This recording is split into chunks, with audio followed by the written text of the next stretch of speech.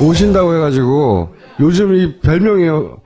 팩력배가 뭐냐면 팩트로 두드려 팬다고. 손 의원이 예를 들어서 이 가까운 분이거든요. 두 분이 김종인 보세요. 얼마나 가까워 보여요.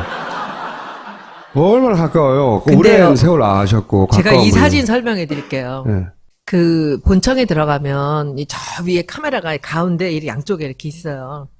제가 일부러 이러는 거예요. 아, 일부러 찍으라고? 뭐 어떤 의도로? 친한가 보다. 쟤네 둘이는 무슨 얘기할까? 네. 그럼 내가 뭐라고 물어본지 아세요? 네. 박사님 몇 시쯤 나가면 좋을까요? 실제 대화 내용은? 네. 그걸 가지고 이제 언론에서는 둘이 굉장히 친밀한 관계로. 근데 사실은 오래 아셨잖아요. 사실은 친해요. 사실은 친한데, 처음 이분 오실 때, 그 이제 문 대표랑 이제 저랑 이 김종인 대표가 와야만 김종인 박사밖에 이 상황을 해결할 사람이 없다. 네. 막 탈당하고 난리 났을 때예요. 네. 근데 이제 문 대표. 당연히 중진들도 그렇게 얘기했고. 네. 네. 그거 뭐 정말 끔찍했어요. 제가 7월부터 있었기 때문에 그 연말의 상황을 잘 알잖아요. 근데 문 대표님 입장에서는 김 대표가 오지 않을 거라는 걸 다 알고 계셨죠. 그러니까 제가 2012년도에 중반에도 제가 두 분을 한번 소개를 한 적이 있었어요. 그 다음에 비대위를 가셨고, 비대위를 가시고도 사실은 선거 직전에도 한 2주 전 정도에 그 캠프에서 팽당하셨어요. 그때 이미. 이미? 예. 배설을 하기도 전에? 진작에? 네. 본인도 알고 있었고요, 팽당한 알고 줄? 계셨어요. 2주 전, 3주 전인가 4주 전쯤에 벌써 태도가 달라진 게 있었는데, 이 김 박사님이 4년 동안을 박근혜 대통령의 가정교사를 했어요, 사실은. 한 달에 한 번씩을 만나서 경제 얘기, 정치 얘기를 해준 거예요. 못 알아듣는 건 뻔히 알 텐데. 그리고 그때 그러니까 그것도 속은 거지. 질문이 없었대요. 그게 속은 거지. 가족도 없고, 뭐 큰 돈에 욕심 없으니까 부패는 없을 거다. 이런 생각을 하면서 그 얘기를 이제 저한테 가끔 사람 하셨는데. 보는 진짜 없는 거예요. 없는 거지. 네. 4년을 만났는데 매달. 그때 이제 이 두 분이 이제 좋지 않은 상태구나 해서 이제 그때 제가 이제 사실 문 대표님하고 한번 만나게 해드려서 이분이 마지막 순간에 우리 손을 들어주면 되지 않을까라는 그런 깜찍한 생각을 제가 했어요. 근데 일주일인가 닷새 남겨놓고 박캠프에서 다시 연락이 온 거예요. 그거 알았겠지. 마지막에. 아니야. 몰랐어. 그거는 전혀 몰랐고, 오케이 한다고 대답 안 하셨어요. 그때는 내가 그럴 입장이 아니다라고 딱 거절하셨어요. 근데 했는데, 한 닷새인가 남겨놓고, 이제 판세가 안 좋아진 거죠. 그러니까 다시 전화를 해서, 이제 만나자고 해서, 사실은 뭐, 박사님을 어떻게 모시려고 했는데, 뭐 이래가지고 또 거기 넘어가셔서 마지막에 TV까지 나오신 거죠. 그리고 나서. 사람도 보고 기도 얇아가지고. 딱 그 대통령의 그 당선이 되고 나서 지금까지 전화가 없대요. 바보야, 바보. 바보야. 바보야. 그런데 이제 그러고선 굉장히 많은 상처를 입으셨어요. 제가 그 홍보위원장을 간 다음에 굉장히 걱정을 많이 하셨어요. 손 대표 같은 사람이 그런 판에 들어가서 일하기 힘들 텐데. 가실 때도 들어오실 때도 상의를 했을 거 아닙니까? 저는 가기 전에도 상의했는데, 문 대표, 문재인이라는 사람하고의 관계는 알지만, 될 수 있으면 나는 안 갔으면 좋겠다라고 얘기를 하셨어요. 정치에 끼지 마라? 네, 하지 마라. 근데, 제가 그랬어요. 정치라는 게 원해서 가는 것도 아니고, 이게 지금 제가 그냥 볼 수만은 없는 상황인 것 같습니다. 라고 했더니, 본인이 정 가겠다면 할 수 없지만, 그 판에서는 아무도 믿으면 안 된다. 계속 궁금해 하시더라고요. 네. 어떻게 그래서 되나냐. 저는, 이분이 이 판이 도대체 어떻게 돌아가는 거예요? 뭐 이런 얘기. 그러면 이제 제가 얘기를 이렇게 해드리면서 이분이 아직도 정치에 관심 있으시구나 하다가 이제 문 대표님하고 슬쩍 얘기를 한 거죠. 김 대표님을 우리가 이 상황에 모셔오면은 지금 이 판이 좀 안정이 되지 않을까요? 했더니 문 대표님은 그 큰 눈이 더 커지면서 그분이 오실까요? 그때부터 이제 제가 한번 해보겠습니다라고 한 거죠. 근데 한 4, 5개월 걸렸어요. 안 오시겠다고. 정치 안 한다. 마지막에 참으로 어렵게 모셔왔고 1월 15일 날 이 넘겨주는 그 상황까지 저는 정말로 많이 힘든 일이 많았어요. 두 분이 남자들이 말귀를 잘 못 알아듣는 게 있잖아요. 원래. 두 분이 직접 전화를 안 해요. 그러니까 이분은 이 사람한테 얘기해서 이 사람이 여기다 연락을 하고 이 사람이 하는데 그 중간에서 자꾸 말이 달라지는 거죠. 그러니까 이쪽에서 이쪽대로 뭐 문 대표가 이런 생각을 하고 있는 것 같다. 이쪽에서 이쪽대로 저쪽에 뭐 누구가 어떻게 한다. 이런 얘기들이 들려서 나중에 이제 제가 중간에서 이분 확인하고 다시 아닙니다. 이분 확인하고 이 작업을 했어요. 그리고 마지막에 오시고 나서도 이제 문 대표님은 선대위를 먼저 만들어 놓고 그것이 자연스럽게 이제 한 3일 정도 뒤에 비대위로 넘어가도록 한다. 그랬더니 벼랑간 누군가가 자꾸 얘기를 하는 거예요. 이 김종인 박사한테. 지금 시간을 끌고 있다. 나중에 안 넘겨줄 수도 있다. 막 이런 얘기를 하는 거죠. 절대 아닙니다. 절대 아닙니다. 해서 다시 한번 확인하고 절대 아닙니다. 자연스럽게 넘기기 위해서 이렇게 하는 겁니다. 해서 이제 마지막에 넘겨주면서 둘이 손을 잡고 박수를 치고 하면서 그때 김종인 대표님이 그러셨거든요. 나는 오늘 이 문 대표를 보면서 일말의 감동도 느껴졌다. 총선 그때 했어요. 총선을 앞두고 이렇게 전권을 내려놓고 나한테 넘긴다는 것 자체는 놀라운 일이다. 그랬었어요. 거기까지. 자기가 이렇다 했더니 이제 손혜원이 우리끼리 얘기지만 저하고 박사님하고 둘이 얘기하지만 혼자 하신 거 아니지 않습니까? 이건 일단, 공개된 거잖아요. 예. 그렇죠. 팩트를 한번 때린 거죠. 왜냐하면 공개적으로 김종인 전 대표가 나는 이런 수모를 참으면서 내가 일당을 잃었다고 하니까 그 전후사정을 다 아는 손혜원이 우리 둘끼리는 알지만 그거 혼자 한 거 아니잖아요. 라고 이제 일단 살짝 때렸어요. 그 문 대표님은 참고 있는데 김종인 박사님 계속 이렇게 문 대표를 일방적으로 공격을 하는데 문 대표님이 그걸 받아서 같이 싸우는 사람이 아니잖아요. 그렇죠. 그 양반이 그렇죠. 문 대표님은요, 지난번에 제가 JTBC에 뭐 얘기해갖고 뭐 노인은 안 바뀐다 뭐 이런 얘기해갖고 한번 난리가 났었지 않습니까? JTBC가 인터뷰 갔는데 이제 얘기하다가 김종인 대표한테 대해서 물어보니까 뭐 노인네들은 안 바뀌어요 원래. 라고 논평했다가 난리가 났죠. 종편만 본다고. 예. 네. 종편만 본다고. 그 노인네 종편만 봐요. 노인네가 뭐 바뀔 리가 있어요? 그때도 저한테는 한마디 안 하셨는데 문 대표가 저한테 전화를 하셔서 너무 심기를 건드리지 마라. 같이 갈 사람인데. 저한테 그러셨어요. 아, 김종인한테 너무 그러지 말라고? 우리 당 안에 친노나 친문이라고 분류되는 사람 중에 제가 좋아하는 국회의원 한 두 사람이 별로 하고 친하지도 않아요. 그냥 소문이 나 있어 친문 성향인데 그 중에서도 굉장히 제가 좋아하는 국회의원이에요. 이 사람이 저더러 밥 먹자 그러더라고.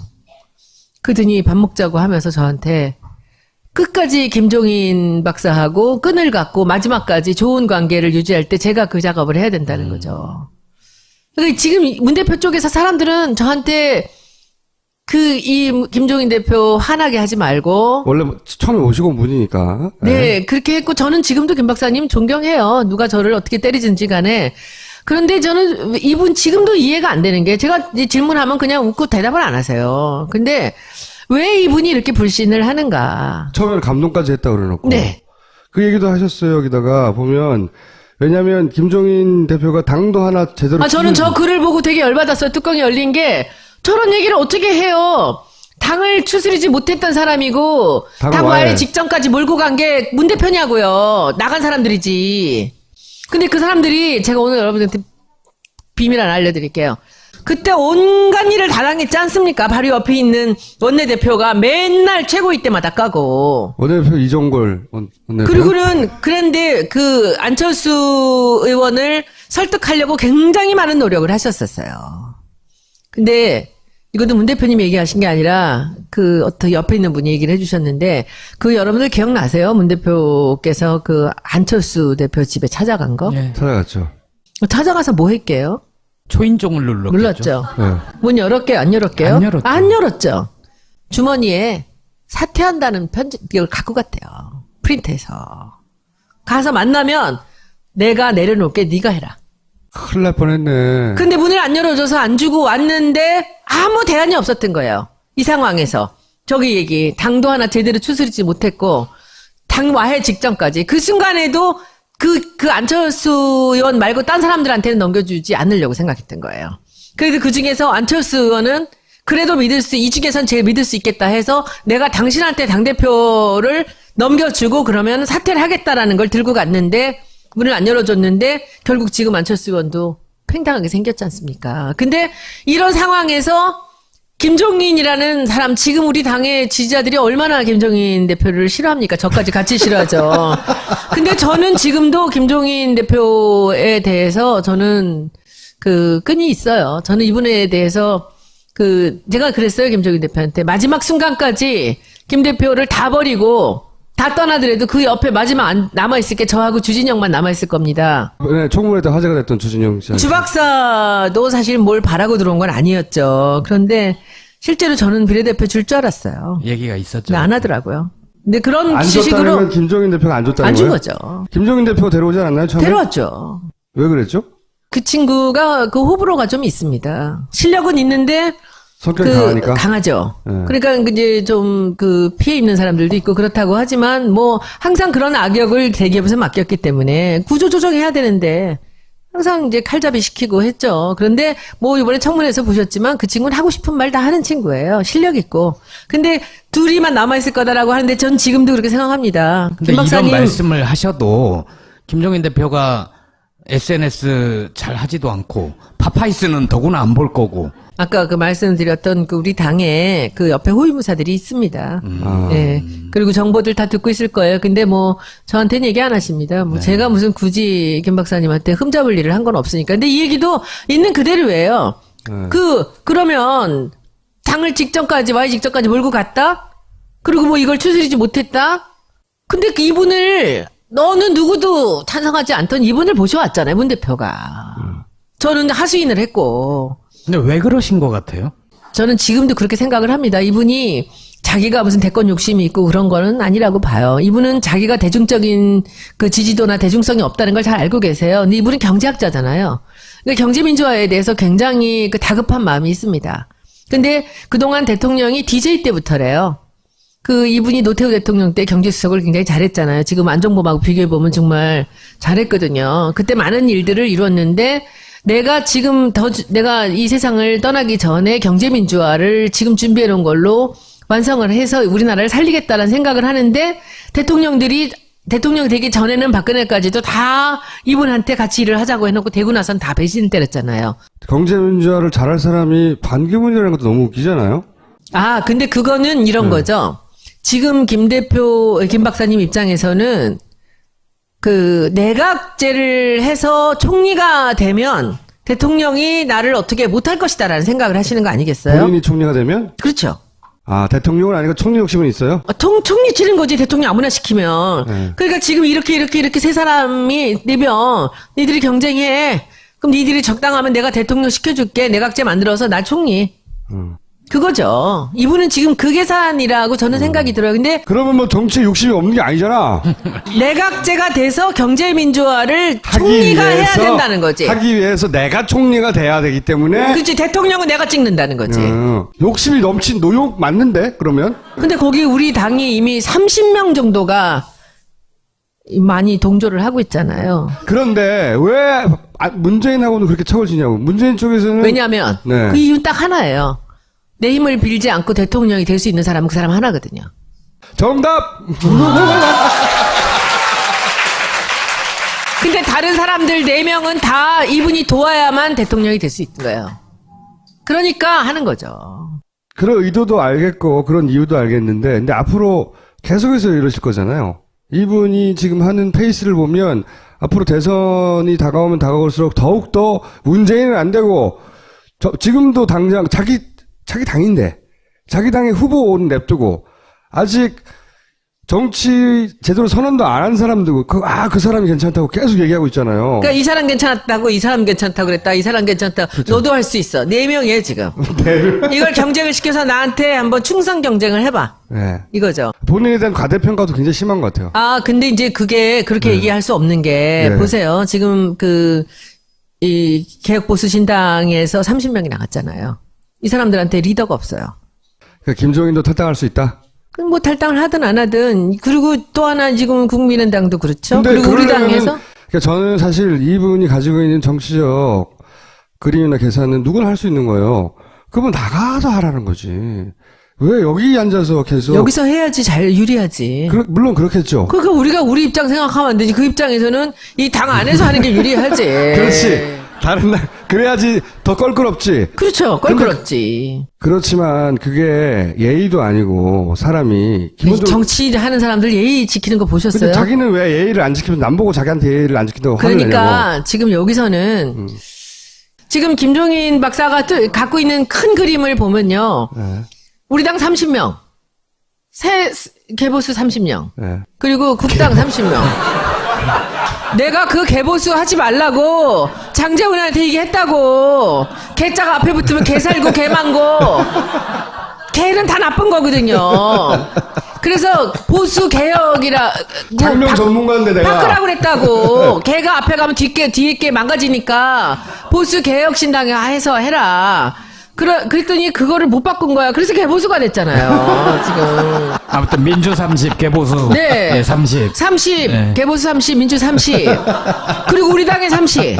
90명이에요. 그러니까 그럼 그런- 30명 나오면 우리가 적어줘야 더. 그런 생각을 하겠죠. 하겠지. 하겠는데 그렇게 사주처럼 안 돼요. 그런데 저는 가능할 수도 있다고 생각을 합니다. 왜냐하면은 지금 개보수가 기댈 언덕이 없어요.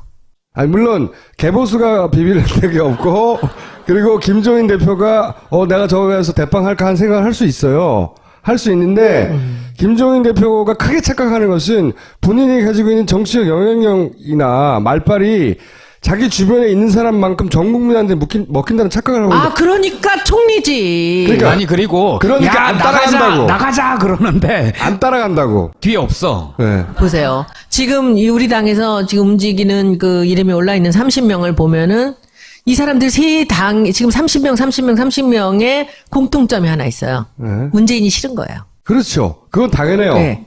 이럴 때 항상 이 당이 흔들렸거든요. 우리 당이. 네. 근데 우리 당이 지금 40%란 말이야. 제가 말씀드리고 싶은 게 그건데 저항력이 약해졌을 때 활동을 하거든요. 그분들이 군요. 그렇지.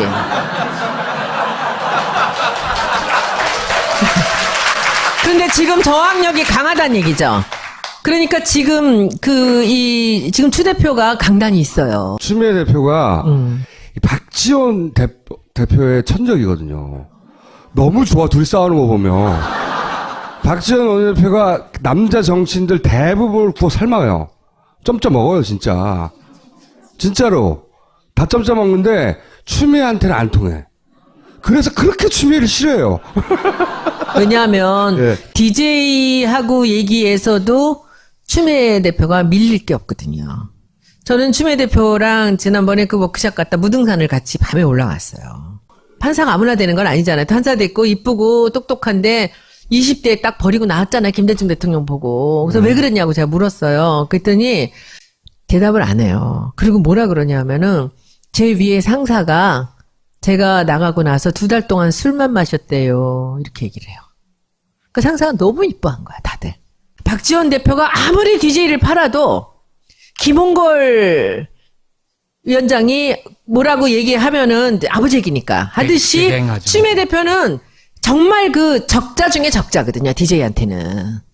그러니까 뭐라고 꿀릴 게 없어. 이 사람은 굉장히 뭐랄까 열등감이 없는 사람이에요. 그분의 단점도 있어요. 단점도 있는데 지금 탄핵 정을 되돌아보시면 몇 번 욕먹었잖아요. 크게.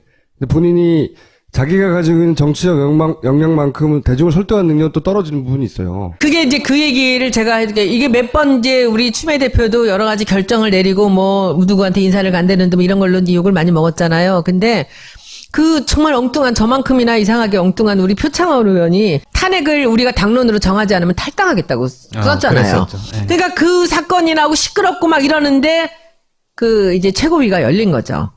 근데 최고위에서 어떤 일이 있었는지 모르겠습니다. 그런데 당론으로 12월 2일 정한 거예요. 그리고 의원총회가 열렸어요. 딱 갔는데 너무 의연하게 추 대표가 딱 나가더니 그 쫙 가라앉은 경상도 목소리로 네. 우리는 조금 전 열린 최고위에서 12월 2일 날 우리 당이 탄핵을 하는 걸로 당론을 정했습니다. 하실 말씀이 있으시면 해주십시오. 딱 들어가는 거예요. 그 정적이 흐르는데 보통 때는 막 의원총회 하면 서로 얘기하겠다고 난리거든요. 아무도 한마디도 안 하는 거야. 조용히. 제가 국회의원 되고 처음으로 손들었어요. 국회 되고 처음으로. 처음으로. 네. 제가 당에 들어온 이후로 최고의 결정을 하신 것 같습니다. 여러분들은 지금은 두려울지 모르나 우리가 이 당론으로 이렇게 정했다는 것이 나가고 나서 그게 2일날 탄핵이 되든 안 되든 우리가 이렇게 단호한 결정을 내렸다라는 것이 우리 지지자들로 하여금 우리한테 얼마나 큰 갈채를 보낼지는 지지율이 얘기해 줄 겁니다. 그리고 그날 이후로 네, 쭉쭉 올라가고 있죠. 쭉쭉 올라가기 직전에 박지원이 스텝이 꼬이기 시작한 거야. 그날 JTBC 나간 거예요. 그랬죠. 버벅거리는. 그래서 이 허둥지둥 하던 거 있잖아요. 9일로 했다가 뭐 5일로 했다가 5일이라고 뭐 나중에 막 하다가 그 다음에 9일로 하고 거기서 꼬여버린 거야. 그러니까 추미애가 저 미운 추미애가 그 결정이 그 결정. 결정적이었어요. 그랬어요. 근데 그 결정에 그 추미애 대표가 얼마나 결정적인 결단을 내렸는가를 볼 수 있고 여기에 1등 공신 누구죠? 표창원이죠. 표창원 의원한테 제가 나중에 물었어요. 표창원 의원이 그 얘기를 썼을 때 자기는 탈당하겠다라고 얘기할 때 밑에다가 제가 댓글 달았어요. 탈당할 때 동료가 필요하시면 얘기하세요. 그리고 나서 나중에 물어봤어요. 어쩌려고 그런 무서운 카드를 던져요. 그랬더니 씩 웃더니 하는 말이 저는 정치 그만하려고 그랬어요. 국회의원도 던지려고 그랬대요. 그냥 이 얘기는 뭐냐면 국민들이 이렇게 원하는데 왜 당이 움직이지 않느냐는 거지. 근데 그날 이후로 우리 당이 자신감을 찾았어요. 그래서 30 안 나간다고요. 그래서 30, 90배 안 돼. 그래서 저는 이제 여러분들한테 부탁할 거는 특히 이렇게 총수님이나 이제 이런 분들한테 부탁할 거는 이 상대가 그렇게 잔수로 이렇게 이리 치고 저리 치고 찌르고 들어올 때는 맷집이 강해서 그냥 아무렇지도 않게 넘기던지 아니면은 그냥 같이 찔러야죠. 근데 지금 같은 이런 상황에도 제가 오죽하면 제가 나섰겠습니까? 가만히 있어요. 그러면 이럴 때 이제 제가 추 대표 같은 분이 이제 해야죠. 계속 이렇게 해당 행위 하시면 안 되지요. 라는 말을 그냥 최고위에서 한번 해야지. 다른 사람이 그렇게 해당 행위 하는 그런 얘기를 뭐, 이 당의 후보가 되는 누구든지 간에 그렇게 그 폄하를 하고 그렇게 직설적으로 그렇게 비방을 하면 그게 있을 수 있는 일입니까? 말도 안 되죠. 네. 왜 이분이 얘기할 때는 가만히 있냐고요. 우리 당도 가만히 있고 언론은 다 싸움하는 걸 좋아해요. 언론은 뭐든지 싸워야 좋아해요. 평화로우면 기사거리 없다고 맨날 한숨 쉬고 있거든요. 꼭 그렇지는 않습니다. 기자셨구나. 깜빡했어요. 김종인 대표가 자꾸 이러는데 손혜원 의원이 그 한계점을 넘어갈 때 끝장나겠네요. 아니, 저는 이런 거예요. 만약에 저는 김 대표님이 개헌 얘기할 수 있고 내각제 얘기 다 맞는 얘기일 수도 있습니다. 그러나 문재인을 밟고 올라가려고는 하지 말란 얘기예요. 그쵸? 자기 생각 갖고 자기 이론으로 나갈 수 있는 분이잖아요. 근데 왜 그 사람 카드는 맨날 문재인이어야 되냐고요. 자기 힘으로 나가라고. 그러면. 그러니까 이분이 언론에서 좋아하는 게 이분한테 얘기시키면 계속 문재인을 까거든요. 저한테 한번 그러더라고요. 나는 뭐 미련 없어요. 나는 미련 없어요. 이 당에. 뭐 나는 그만두면 떠나면 그만이고 뭐 이렇게 얘기를 해요. 그래서 내가 뭐 다 정말 쓰러져가는 당을 이제 살려놨더니 뭐 이래요. 그래서 제가 앞에서 딱 그랬어요. 박사님 꼭 그렇게만 얘기하실 수 없는 게 박사님도 박근혜 비대위원으로 정치 인생 마감하셨는데 지금 야당 대표하셨지 않습니까? 지금 정점 찍으시지 않았습니까? 혼자만 뭔가를 베풀었다고 생각하시면 안 되죠. 문 대표 때문에 정치인으로서 최고의 자리에 가지 않으셨습니까? 그리고 총선을 진두지휘하셨고 그래도 저는 지금도 정청래 의원 공천 탈락은 저는 이해할 수 없습니다만 그러면 그냥 웃으세요. 저는 사실 김종인 대표한테 제가 어긋나기 시작한 게 정청래 의원 공천 탈락입니다. 그때 저는 사실 참을 수가 없어요. 저는 제가 그날 당일날 아침까지 문자를 넣었어요. 정청래 공천 탈락이란 소문이 자꾸 나길래 박사님 정청래는 자르시면 안 됩니다. 정청래한테는 이 젊은이들의 아주 이 지지자들이 많은 사람들이 따라붙어 있기 때문에 안 됩니다. 그런 일 없습니다. 이러셨어요. 근데 그렇게 되고 나서 이제 제가 당에 안 나가기 시작했어요. 홍보위원장이었잖아요. 그러다가 엉뚱하게 이 사람도 저 책임이 있어. 저는 마지막 질문 하나 드릴게요. 김종인 대표가 저렇게 개헌 깃발 들고 저러는데 대선 전에 개헌이 가능할 거라고 보고 그러는 겁니까? 가능하지 않은 줄은 본인도 알지 않으실까요? 네. 그래서 이제 그냥 깃발인 거죠? 얘기로는 그런 얘기들도 아주 유력한 그 정치평론가는 그렇게 얘기를 하더라고요. 이렇게 해서 그 문 대표가 선거 공약으로 이 개헌 공약을 4개 만들려는 작전이 아닌가. 그런 거죠. 예. 네, 그런 얘기들도 하는데 저는 뭐 잘 모르겠습니다. 거기까지는. 박지원 원내대표의 천적이 추미애였듯이 김종인 전 대표의 천적은 사실은 손혜원 의원이 아니에요. 저는 좋아합니다, 김 박사님. 아니, 좋아는 계속 하면서 아닌 건 아닌 거죠. 제 말이 그거예요. 예. 좋아하는데 아니잖아. 아니요, 저는 김 박사님이 본인의 소신으로, 본인의 이론으로, 본인의 그 경제 능력과 정치 능력으로 저는 좋은 사람들하고 모아서 본인의 뜻을 이룰 수 있을 수도 있다고 생각합니다. 그러나 문재인을 밟고 가지는 마십시오라고 말씀드리고 저는 떠납니다. 네, 감사합니다.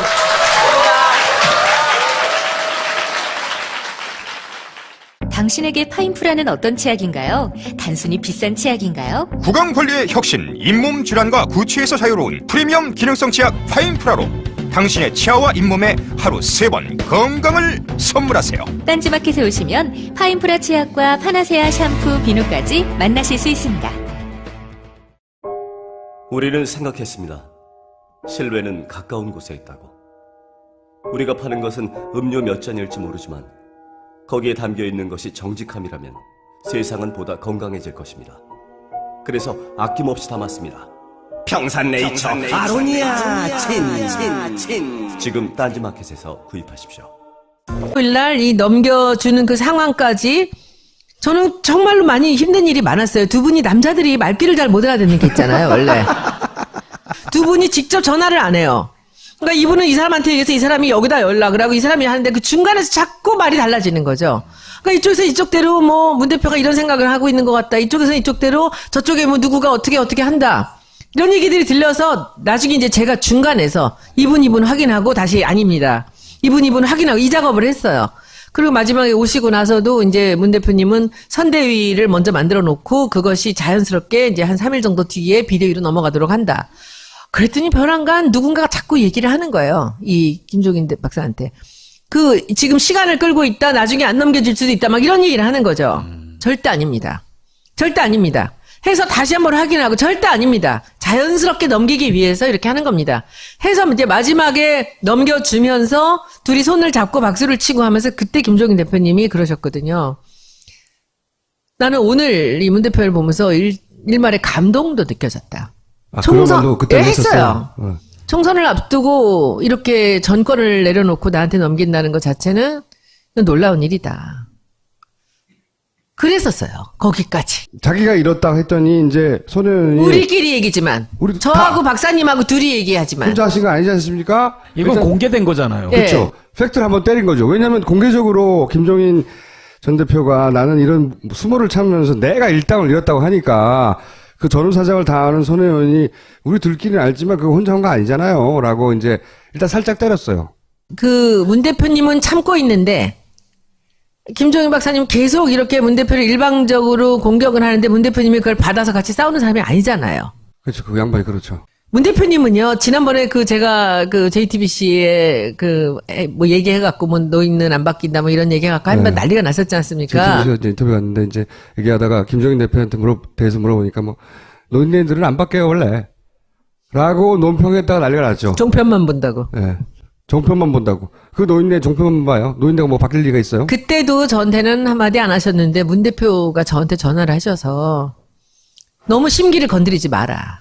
같이 갈 사람인데. 저한테 그러셨어요. 아, 김종인한테 너무 그러지 말라고?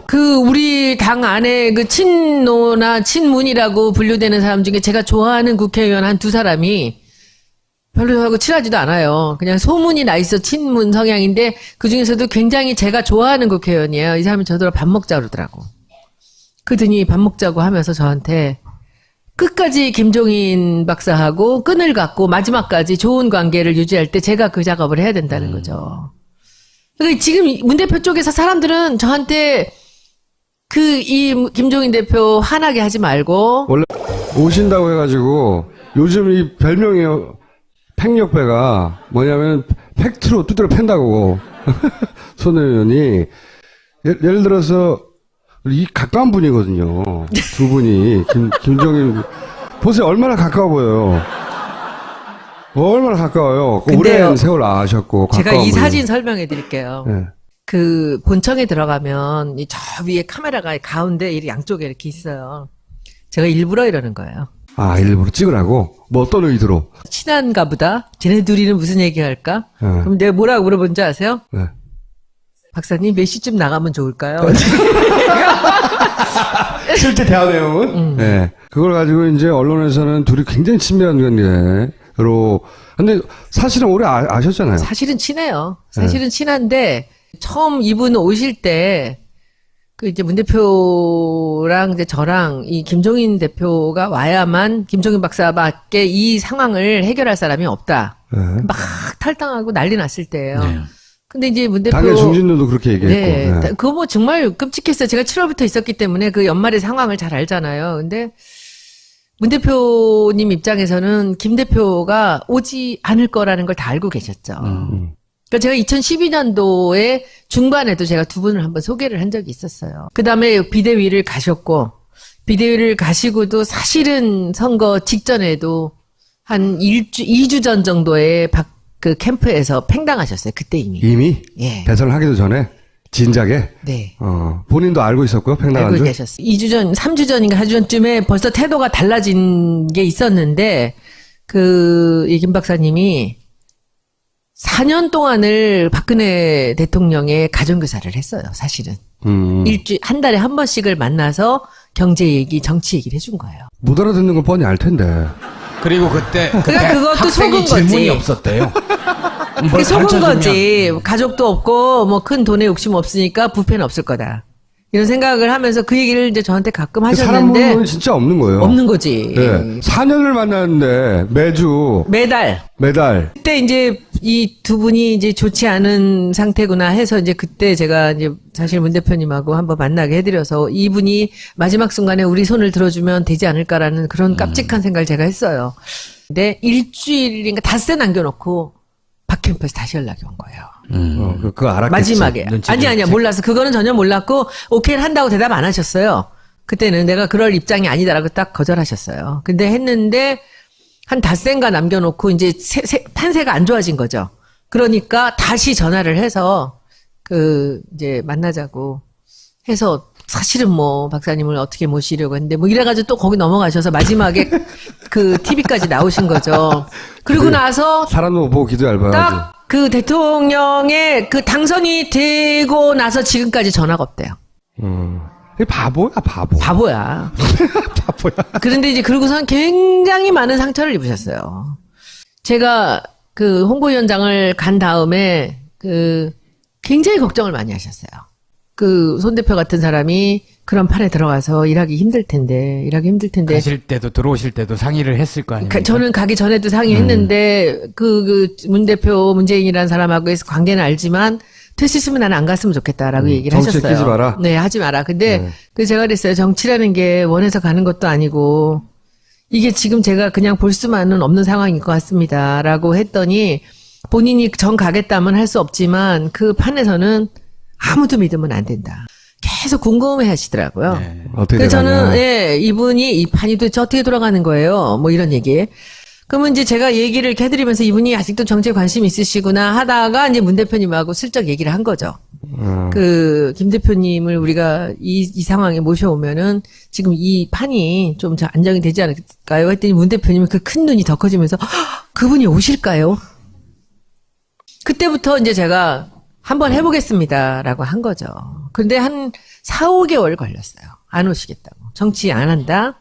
마지막에 참으로 어렵게 모셔왔고 1월 10일